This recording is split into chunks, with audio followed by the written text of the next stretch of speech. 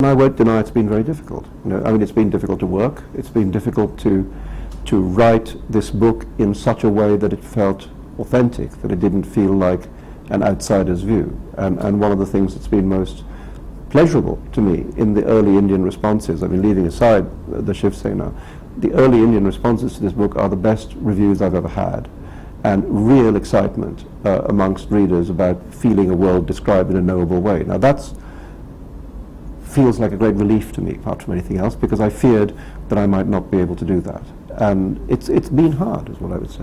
And how have you found it writing a book when you have been cut off so much from the real world, which I suppose for a writer of your type and character it must be really quite crippling? I mean, this is the first major work you've produced since the Fatwa came to play. Well, it's been very hard. I mean, I obviously have a lifetime of memory of India. And I mean, I could write scenes on street corners in Bombay for the rest of my life without going there, because it's kind of in the DNA, you know. But I won't deny that it was the first time that I felt I was writing as an exile. You know, it's one thing to live in England and visit India all the time. It's another thing suddenly to discover that you can't. And so I think this is, unlike, say, Midnight's Children, you know, this is an exile's novel, and it's an attempt to solve the problem of not being able to go to India by going there in my imagination, I guess. And how has the Fatwa actually affected your perceptions of your worth as a writer? Because it sounds like one of the major casualties of what's happened is your own confidence in yourself.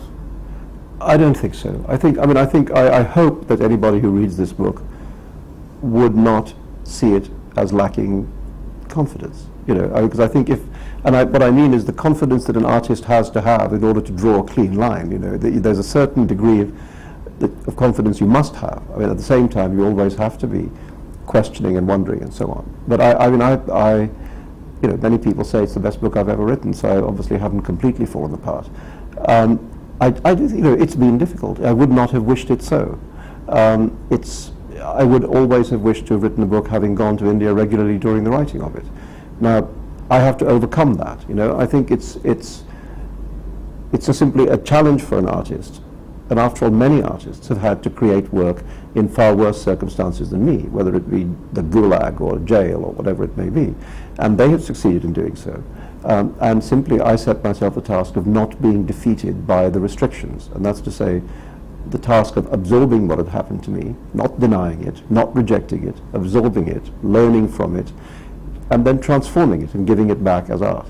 Would you then agree with Germaine Greer, who suggested that prison's a good place for a writer because that's all you can do, sit down and write? Well, it's interesting in that case that she spent so much of her life avoiding it.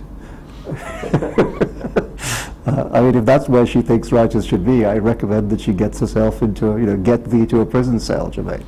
It's very strange, isn't it, how many people one would expect to be your firmest advocates have in fact been less than supportive. I know Marianne Wiggins, your ex-wife, said all of us wish the man had been as great as the event, but surely the event itself demanded that you become a greater writer than you were before to show up the frailties of human prejudice which have been so obviously at the forefront of what's happened to you. I think it certainly was a thing. I mean, I'm not going to comment on what Marianne said. You know, people whose marriages bust up say all kinds of horrible things.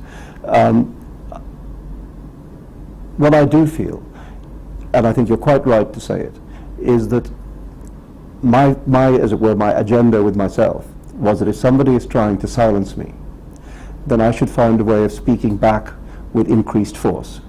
If somebody is trying to subject me to an attack of what you might call hatred, that I should not return hatred for that hatred, that I should try and return instead all the generosity and openness of heart that is possible through literature and art.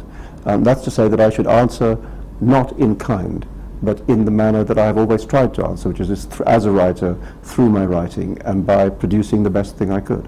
And yet you've become a symbol of so many contradictions to so many people. How do you cope with that? I think it comes back to what you were saying before, that you know, like the woman in the audience who expected you to come out as the narrator of a previous novel, that there are so many expectations on you as almost as a myth rather than as a man. Well, it has been difficult. That, I mean, you know, there are kind of both positive and negative aspects of that, as I'm sure you know. But I mean, that's say it's both a positive and a negative symbol. This symbolic role that you talk about.